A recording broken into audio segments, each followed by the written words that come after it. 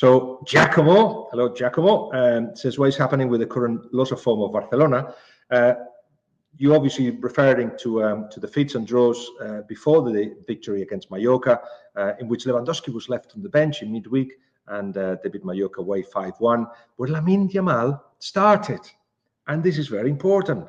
No Lamine Yamal in the starting 11, Barcelona don't win. They lose games, in fact, or they drew games. Why is Barcelona depend so much on Lamine Yamal?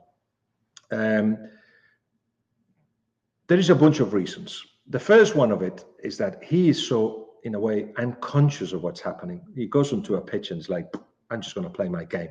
He pushes defenses now for what he can do, not only what he is doing, but for what he can do. For a 17-year-old to actually have put that fear into the rivals is just amazing. But it's happening, which means that if the rivals drop deeper, it's harder for them to attack.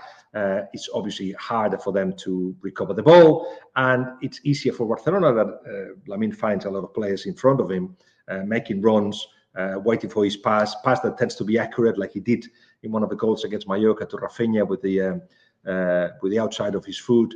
All those things Lamine can do. So 12 games he started, right? 12 victories to Barcelona. Not by chance. But there is also something else. Barcelona started very well too because of the defensive line. It was so high. Everybody was caught offside, and the pressure was so good and so constant and so well organized that teams just didn't have a solution until they found one. And that's what's happening as well. They know that if they switch the ball or they get players, midfielders running into space, and then you kind of deceive Barcelona by thinking, is this guy that's making the run, that's gonna get the pass, but then you stretch the defense. It's not the one receiving it, it's the second one. Those kind of things that people can prepare in training has made Barcelona harder to defend.